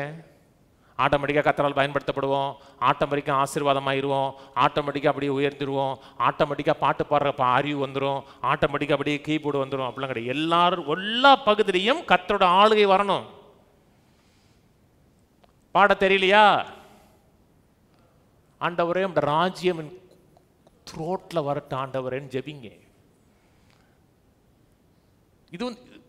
இது வந்து ரியாலிட்டிங்க. வாழ்க்கைக்குள்ள கொண்டு வாங்க. படிப்பு வரலையா? ஆண்டவரே உடைய ராஜ்யம் என்னுடைய புரிந்து கொள்ளுதல் அண்டர்ஸ்டாண்டிங்ல வரட்ட ஆண்டவரே. ஜெபிச்சு பாருங்க, அதை வாஞ்சிங்க. அப்புறம் ராஜ்யத்தோட ஆளுகை இதில் இருக்கும். சூப்பர் பவர் இருக்கும் உங்களுக்கு. இந்த போட்டோகிராஃபிக் மெமரின்னு சொல்றாங்க தெரியுமா? போட்டோகிராஃபி மெமரின்னு தெரியுமாங்க? போட்டோகிராஃபி மெமரினா இப்போ உங்களை பார்த்துட்டு இப்படி திரும்பிடணும். திரும்பினோடனே ஒவ்வொரு சேர்லையும் எத்தனை பேர் இருந்தாங்க, யார் யார் உட்காந்துருந்தாங்க சொல்லணும். ஒரு சைடாக பார்த்தோன்னா கழிச்சு கிளிக் பண்ணிட்டு எத்தனை பேர் உட்காந்துருந்தாங்க, எந்த சேரில் உட்காந்துருந்தாங்க, யார் என்ன சேலை கட்டியிருந்தாங்க அத்தனையும் சொல்லணும். அதான் போட்டோகிராஃபி மெமரி. அப்படியே அடிச்சதில் கிளிச்சு அப்படி பிடிக்கிறது. அந்த மெமரி வேணுமா? ஜெபிங்க. நான் உப்பு போட்டேன், நான் தெரியலையே, போடுறேன்னு சொல்லி 3 தடவை போட்டுட்டேன். அப்புறம் காம்பவுண்டுக்கு வெளியே போட்டுருங்க. அது அப்படியே அது வேற விதமான மெமரி. போட்டோகிராஃபி மெமரிங்கிறது ஒரு காரியத்தில் இல்லைன்னா ஆண்டவர்கிட்ட கேளுங்க. எல்லாமே ஆட்டோமேட்டிக்காக நடக்குதுன்னா இன்னைக்கு உலகம் வேற மாதிரி இருக்கும். ஒவ்வொரு காரியத்தோட ராஜ்யம் வருவதாக சித்தம் செய்யப்படுவதுன்னு ராஜ்யத்தை தேடுங்க, விரும்புங்க, வாஞ்சிங்க. அது வாழ்க்கையில் ஒவ்வொரு பகுதியிலையும் வெளிப்படுகிறதை அனுபவிக்க முடியும். இது வந்து இதே ஒரு ஆவிக்குரிய மன்றத்தில் இருக்குன்னு கிடையாது. நம்முடைய ரியல் லைஃபுக்கு கர்த்தர் வர விரும்புகிறாரு, வெளிப்படுத்த விரும்புகிறார். நம்முடைய வாழ்க்கையில் ராஜ்யம் செயல்படுறதை தேவனை அறியாத மனுஷன் பார்க்கணும். அன்னைக்கு ஈசாக்கு வாழ்க்கையில் அவன் பார்க்குறான் பார்த்தீங்களா? தேவன் உன்னோட இருக்கிறாராமேங்கிறான். எங்கே கிணறு வெட்டினாங்க? கூமாப்பட்டியில் வெட்டலை. கூமாப்பட்டியில் வெட்டினா கூட தேனா இருக்குன்னு சொல்லிடலாம், சர்ப்பத்தா இருக்குன்றான். வறண்ட ஒரு நிலப்பரப்பில், மழையே பெய்யாத ஒரு மலைப்பரப்பில் வெட்டினார் அவர். வெட்டும் போதெல்லாம் தண்ணி வருது. ஏன்? ராஜாவுடைய ஆளுகை இங்கே இருக்கு. அப்படித்தான் வாழ்க்கை இருக்கணும். எவனுக்குமே இந்த ஊரில் தொழங்கலன்னா அங்கே தொழங்கணும். சிந்திங்க, யோசிங்க. ஆனால் மக்கள் எல்லாமே கர்த்தர் எண்டில் இருக்குன்ட்டாங்க. எல்லாமே கர்த்தருடைய கரத்தில் இருக்கு. கர்த்தருடைய கரத்தில் இருக்கு. உங்களுடைய பார்ட்டுன்னு ஒன்று இருக்கு. இருக்கா இல்லையா? இல்லையா? ஒரு சீரியஸே பேசினங்க. தேவனுடைய அதிகாரம், தேவனுடைய வல்லமையும் மனுஷனுடைய அதிகாரம்னு ஒரு பிரசங்கம் பேசினேன். அது கேளுங்க, உங்களுக்கு விளங்கும். பிசாசை ஜெயிச்சாரா? ஜெயிச்சார். ஜெயிச்சார், மேற்கொண்டார். இப்போ பிசாசுடைய கிரிகளை மேற்கொள்ள வேண்டியது நம்முடைய பொறுப்பு. ஜெபிக்கணும், ராஜாவோட ஆளுகை அந்த இடத்துல எதிர்பார்க்கணும். யோவான் 3க்கு வாங்க. யோவான் 3ல் இயேசு இந்த ராஜ்யம் எப்படி செயல்படுகிறது என்பதை குறித்த ஒரு காரியத்தை, அடிப்படை காரியத்தை பேசுகிறார். ஒரு மதத் தலைவர், யூத மதத் தலைவர் நிக்கதேமு, ஆண்டவர் மேலே கொஞ்சம் விசுவாசம் உள்ள மனுஷன். பகல் நேரத்தில் வந்தோம்னா நமக்கும் பிரச்சனைன்னு சொல்லி இரவு நேரத்தில் வர்றாரு. அன்றைக்கி இருந்த சனகரிப் சங்கத்தில் ஒரு மெம்பர் அவர். மற்றவங்களாம் என்ன நினச்சாங்கன்னா, இயேசு கூட தேவன் இல்லை, இவன் பிசாசினால் அற்புதங்களை செய்கிறான்னு சொல்கிற காலத்தில் இந்த மனிதன் வந்து ஆண்டவர் உன் கூட இருக்கிறார் என்று சொல்கிறான். அந்தளவுக்கு அவர் வெளிச்சம் இருக்குது. நீ செய்த அற்புதங்கள்லாம் நீனா செய்யலை, கர்த்தர் உன்னோட இல்லைன்னா இந்த அற்புதங்கள்லாம் செய்ய முடியாதுன்னு அந்தளவுக்கு இவருடைய சைடில் நிற்கிற மனுஷன் தான் அந்த நிக்கதேமு. வாசிக்கிறேன், 1லேருந்து வாசிக்கிறேன். யூதருக்கு அதிகாரியான நிக்கதேமு எனப்பட்ட பரிசேயன் ஒருவன் இருந்தான். அவன் ராக்காலத்தில் இயேசுவினிடத்தில் வந்து, ரபி, தேவனிடத்தில் வந்த போதகர் என்று அறிந்திருக்கிறோம். ஏனெனில் ஒருவனும் தன்னுடனே தேவன் இராவிட்டால் நீ செய்கிற இப்படிப்பட்ட அற்புதங்களை செய்ய மாட்டான் என்றான்.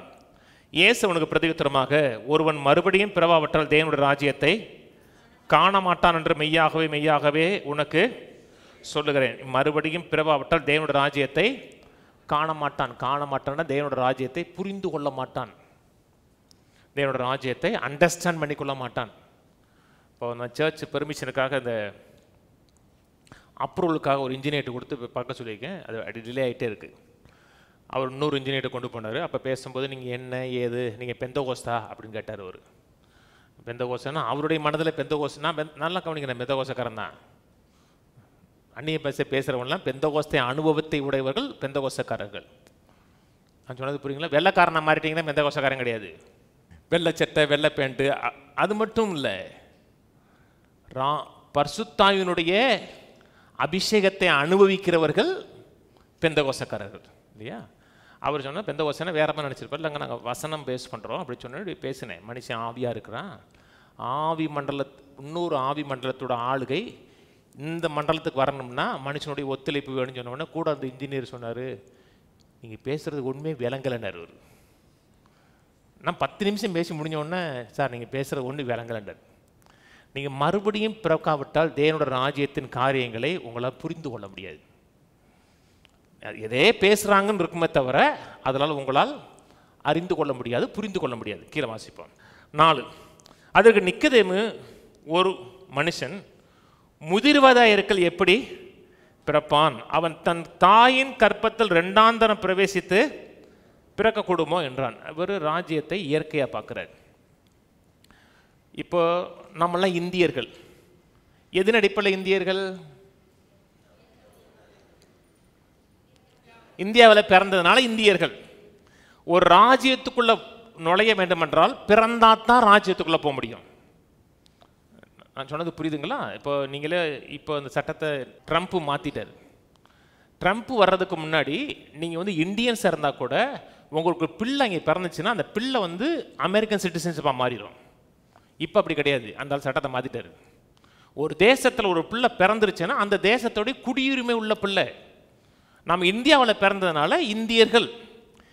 தேவனோட ராஜ்யத்துக்குள்ளே பிரவேசிக்க வேண்டுமென்றால் நீங்கள் மறுபடியும் பிறந்தா தான் போக முடியும். நான் சொன்னது புரியுதுங்களா? நீ மறுபடியும் பிறக்காவிட்டால் தேவனோட ராஜ்யத்தை காண மாட்டான்னு சொன்ன உடனே அவர் சொல்கிறாரு, நான் ஒரு யூதர் சாம்ராஜ்யத்தில் இருக்கேன், ஒரு முறை பிறந்துட்டேன், அதனால இன்னொரு முறை இன்னொரு ராஜ்யத்துக்குள்ளே போகிறதுக்கு எங்கள் அம்மா வயிற்றுக்குள்ள தான் போகணுமான்னு கேட்குறாரு. அவருக்கு பெரிய அறிவாளி ஆகிட்டார். ஒன்று கேட்கணும், இல்லாட்ட கம்முன்னு இருந்திருக்கணும். சொல்கிறாரு என்ன, அவர் உலக பிரகாரமாக பார்க்குறாரு. ஒன்று ஏசு சொல்கிறாரு. இயேசு பிரதியுத்தரமாக, ஒருவன் ஜலத்தினாலும் ஆவியினாலும் பிறவாவிட்டால் தேவனோட ராஜ்யத்தில் பிரவேசிக்க மாட்டான் என்று மெய்யாகவே மெய்யாகவே உனக்கு சொல்லுகிறேன். மாம்சத்தில் பிறப்பது மாம்சமாக இருக்கும், ஆவியில் பிறப்பது ஆவியாக இருக்கும். ஜலத்தினாலும் ஆவியினாலும் சொல்லும் பொழுது பரிசுத்தாவின் அபிஷேகமாக தனி ஞானஸ்தானமாக பேசலை. நான் ஞானஸ்தானத்தில் நிறைய பேசியிருப்பேன். இது பிறப்பை பற்றி பேசுகிறார். முதல் பிறப்பை பற்றி பேசுகிறதை ஜலத்தினாலும் ஆவியினாலுங்கிற, அது மாம்சீகமாக பிறக்கக்கூடிய ஒரு பிறப்பு, ஜலத்தில் பிறக்கக்கூடிய ஒரு பிறப்பு. 2வது பிறக்கிற பிறப்பு பரிசுத்த ஆவியினால் பிறக்கக்கூடிய பிறப்பு. முதல் பிறப்பு ஒரு பெற்றோர்களால் உண்டாகுது. கவனிக்கிறீங்களா? ஒரு நேச்சர், அவருடைய நேச்சர் இருக்கு. இரண்டாவது பிறப்பு பரிசுத்த ஆவியினால் தேவனோட ஆளுகையின் கீழே வருது. கவனிக்கிறீங்களா?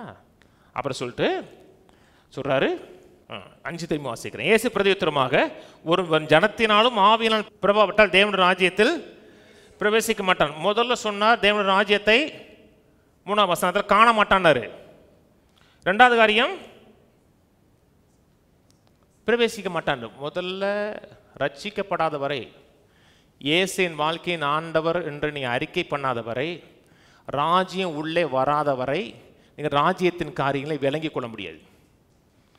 நான் விளங்கி கொள்கிற அளவுக்கு நான் சொல்லிக் கொடுக்குறேன். ஆனால் நான் என்னதான் சொல்ல வரவங்கள விளங்க முடியுமானா விளங்க முடியாது.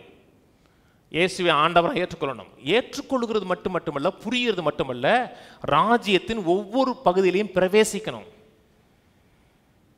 கவனிக்கிறீங்களாங்க? ஆவியில் மட்டுமல்லங்க, ராஜ்யம் கொடுக்குற ஒவ்வொரு பகுதியிலையும் பிரவேசிக்க வேண்டும் என்றால் ராஜாவோட ஆளுகை இருக்கணும். விலைக்கு சொல்றேன். ராஜ்யத்தை குறித்து இயேசு நிறைய ஓமைகளை பேசுகிறார். ராஜ்யம் செயல்படுகிற விதமாவது, ராஜ்யம் எப்படி ஆப்ரேட் ஆகுன்னு பேசுகிறார். ஒரு மனிதன் விதைக்க புறப்பட்டான்கிறார். ஒரு விதை விழுது, பூமிக்கிலிருந்து அப்படி வருது. ஒரு நல்ல பூச்செடின்னு வச்சுக்கோங்க. விதைக்கிறோம், வெளியே வருது. வெளியே வந்ததுக்கப்புறம் ஒரு மொட்டு வருது. மொட்டு வரும்போது நறுமணம் வீசாது.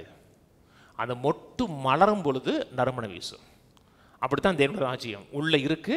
அப்படியே வந்து கொஞ்ச நாள் கழித்து வெளியே வளர்ந்து அது விரிவடையும் போது அதனுடைய வாசனையை நிறைய பேர் காமிக்கலாம். இயேசு இன்னொரு உண்மை சொன்னார்.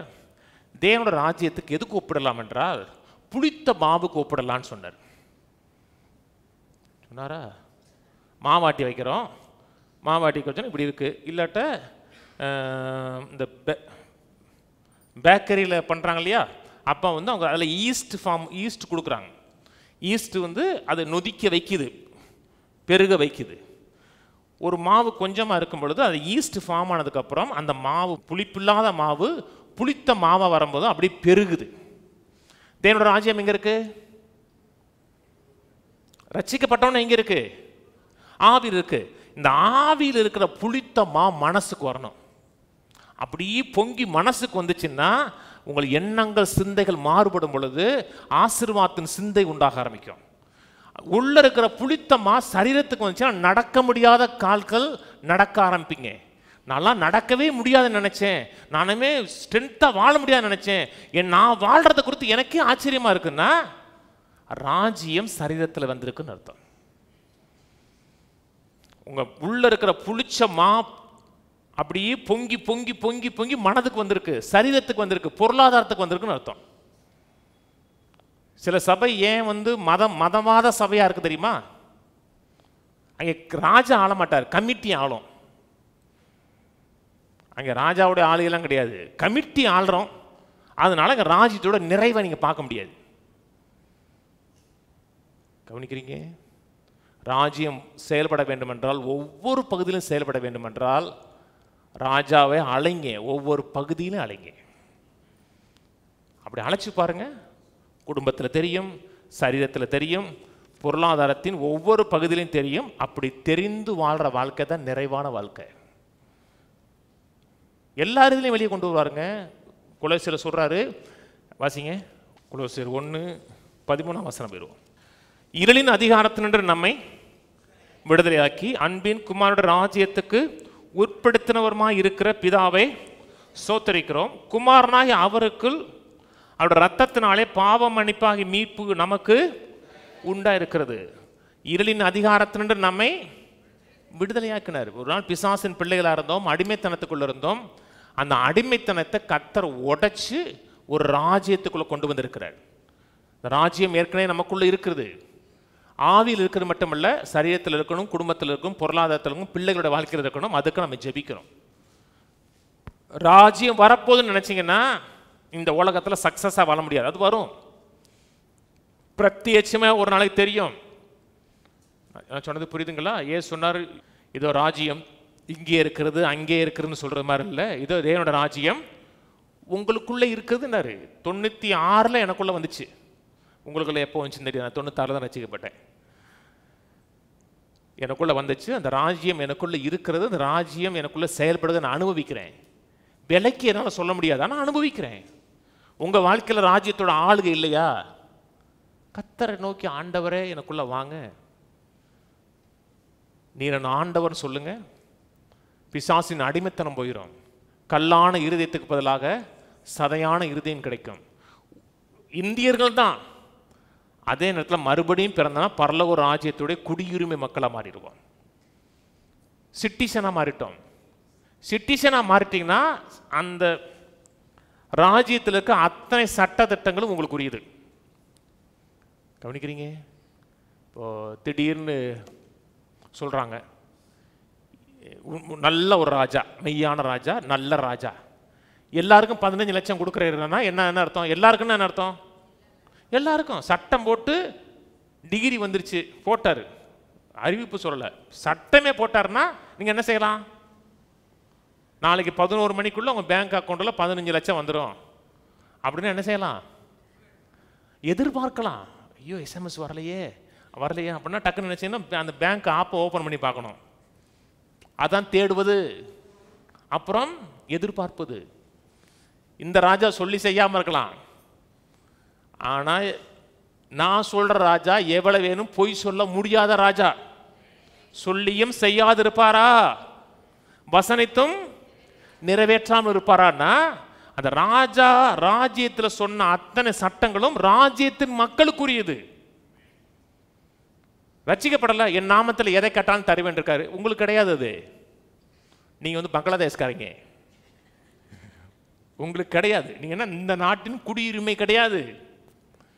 இந்த நாட்டின் குடியுரிமை உள்ளனா அத்தனை சட்டங்களும் அத்தனை வாக்கு தத்தங்களும் உங்களுக்குரியது. அதுக்கு ஜெபிக்கணும், அதை தேடணும், அந்த அசையாத ராஜ்யத்தில் உள்ளதை வரவேற்கணும். கவனிக்கிறீங்க? குடும்பத்தில் எதிர்பாருங்க, குடும்பத்தில் சண்டையும் சச்சரமாக இருக்குன்னா, ஆண்டவரே எனக்குள்ள நம்முடைய ராஜ்யம் வரட்டும், என் புத்தியில் வரட்டும், என் மனைவிக்குள்ளே வரட்டும். அப்படி 2 பேரும் ராஜ்யத்தின் சிந்தை உள்ளவர்களாக இருந்தீங்கன்னா அங்கே சண்டைக்கு எங்கே இடம்? சண்டைக்கு இடமே கிடையாது, சமாதானம் இருக்கும். பொருளாதாரத்தை வரட்டுங்க, எந்தெந்த பகுதியில் வரட்டுன்னு கேட்குறீங்களோ அந்தந்த பகுதியில் ராஜ்யம் இருக்கும், ராஜ்யத்தோட நிறைவு இருக்கும், ராஜ்யத்தோட ஆளுகை இருக்கும். அப்போ என்ன செய்யணும்? கேட்கணும், ராஜ்யம் வருவதாக, சித்தம் செய்யப்படுவதாக என்று ஜெபிக்கணும், தேடணும், அப்புறம் ரிசீவ் பண்ணணும். அப்படி பண்ணினீங்கன்னா ராஜ்யத்தோட நிறைவை அனுபவிக்கலாம். சரிதானே? ஜெபிப்போம், எழுந்து நிற்போம். நான் உங்களுக்காக ஜெபிக்கிறேன், பேராக ஜெபிக்கலை, சபை மக்கள் ஒவ்வொருவருக்காக ஜெபிக்கிறேன். பேராக ஜெபிச்சோம்னா ரொம்ப நேரம் ஆயிரும். உங்களுக்காக ஜெபிக்கிறேன். ஒரு பிரச்சனையில் தனியாக இருந்தீங்கன்னா அதுக்கு ஸ்பெஷலாக பேர் சொல்லி ஜெபிக்கிறோம். உங்கள் தொழிலுக்காக தொழில் செய்கிற அத்தனை பேருக்கும் ஜெபிக்கிறோம். குடும்பத்தில் பிரச்சனை இருந்துச்சுன்னா அதுக்கு ஜெபிக்கிறோம். நான் பரிந்து பேசுகிறேன். உங்கள் வாழ்க்கையில் ராஜாவுடைய ஆளுகை வருவதற்காக நான் பரிந்து பேசுகிறேன். ஆனால் நீங்களும் ஜெபிக்கணும். ஆண்டவரே, உங்கள் ராஜ்யம் என் இருதயத்தில் வந்தது மட்டுமில்லாமல் என் மனதில் வரட்டும், என் சரீரத்தில் வரட்டும், என் குடும்பத்தில் வரட்டும், என் பிள்ளைகள் வாழ்க்கையில் வரட்டும், எங்கள் சபையில் வரட்டும்னு ஜெபிங்க. ஜெபித்த உடனே சில நேரத்தில் எதிர்மறையான காரியங்கள் நடக்கும். நீங்கள் ஜெபித்தது மாதிரி சில நேரத்தில் நடக்காது. ஜெபிக்கிறதுக்கு முன்னாடி கூட நல்லா இருந்திருக்கும், ஜெபித்ததுக்கு அப்புறம் பார்த்தீங்கன்னா தாறுமாறாக தலைவரிச்சு ஆடும் பிரச்சனை. அப்படின்னா வேலை செய்யுதுன்னு அர்த்தம். அப்போ தான் எதிர் ராஜ்யங்கள் உங்களுக்கு எதிராக யுத்தம் பண்ண ஆரம்பிக்குதுன்னு அர்த்தம். இன்னொரு ஆவிக்குறி ராஜ்யம் செயல்படுது. நீங்கள் ஜெபிக்கலை, நீங்கள் ராஜாவோட ஆளுகைக்கு உட்படலைன்னா அந்த ராஜ்யத்தோட ஆளுகை உங்கள் வாழ்க்கை தானாக வர ஆரம்பிச்சிடும். ஜெபிக்கும்போது எதிர்ப்பு வரும், எதிர்மறையான காரியங்கள் வரும்.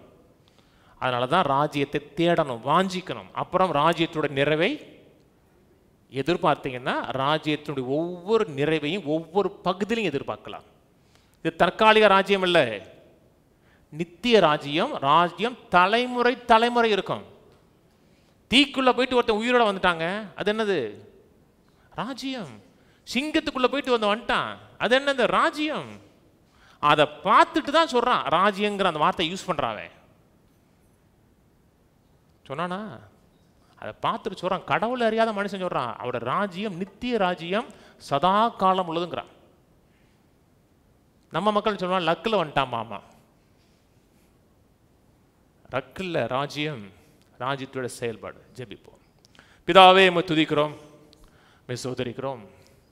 நீர் எங்களுக்கு செய்திருக்க எல்லா விதமான கிருபைகளுக்காக உபகாரங்களுக்காக நன்றி. கேட்ட வார்த்தைகளுக்காக கிருபைக்காக நன்றி. உடைய ராஜ்யத்துடைய நிறைவில் எங்கள் வாழ்க்கையின் ஒவ்வொரு பகுதி இருக்க முடியாது ஜெபிக்கிறோம். ராஜாவுடைய ஆளுகை இருக்க வேண்டுமா ஜெபிக்கிறோம். உடைய சித்தம் நிறைவேற வேண்டுமா ஜெபிக்கிறோம். உடைய வசனத்தின் பிரசித்தம் வாழ்க்கையின் ஒவ்வொரு பகுதியிலும் வெளிச்சம் தர வேண்டுமா ஜெபிக்கிறோம். இருளில் வாழ்வது எங்கள் வாழ்க்கை குறித்த சித்தம் அல்ல. அன்பின் குமாரோட ராஜ்யத்தின் ஆளுகையில் வாழ்வதே எங்களை குறித்த சித்தமாக இருக்கிறதுக்காக நன்றி.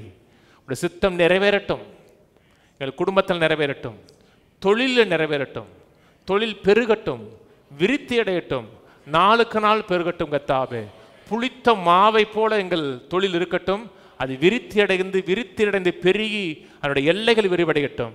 எங்கள் சமாதானம் பெருகட்டும், எங்களுடைய சந்தோஷம் பெருகட்டும், பிள்ளைகளுடைய வாழ்க்கையில் நம்முடைய ஆளுகை பெருகட்டும், நம்முடைய அரசாட்சி பெருகட்டும், நம்முடைய கர்த்தத்துவம் இருக்கட்டும். கர்த்தாவே, நீர் தான் எங்கள் வாழ்க்கையில் லார்ட் என்பதை, கர்த்தர் என்பதை ஒவ்வொரு பகுதியில் நிரூபிக்க வேண்டுமா ஜெபிக்கிறோம். பிசாசுடைய ஆளுகை அதிகாரம் எங்கள் வாழ்க்கையில் முடிந்து விட்டது, இடம் கிடையாது என்பதை இயேசு நாமத்தில் பிரகடனப்படுத்துகிறோம். ஆளுகை செய்வீராக இயேசு நாமத்தில் பிதாவே, ஆமென். கர்த்தராகிய இயேசு கிறிஸ்துவின் கிருபையும் பிதாவாகிய தேவனுடைய அன்பும் பரிசுத்தாவின் ஐக்கியமும் நம் அனைவரோட கூட இன்றைக்கும் என்றைக்கும் கிறிஸ்துவின் வரியும் மட்டும் இருப்பதாக, ஆமென். கர்த்தரோட ஆசீர்வதித்து எல்லா தீமைக்கு விலக்கி காக்க கடவர். கர்த்தர் தம்முடைய தயவுள்ள முகத்தை உங்களை பிரகாசிக்க பண்ணி உங்கள் கிருபையா இருக்க கடவர். கர்த்தர் தம்முடைய முகத்தை உங்களை பிரசன்னமாக்கி சமாதானம் கட்டளையிட கடவர். கர்த்தரோட ஆசீர்வதித்து ஜீவனோடு சுகத்தோடு தீர்க்காயுசோடு ஒரு வியாதியும் பலவீனமும் அணுகாமல் 120 ஆண்டுகளுக்கு மேலாக நிறைவோடு வாழ பண்ணுவாராக. ஆமென், ஆமென், ஆமென்.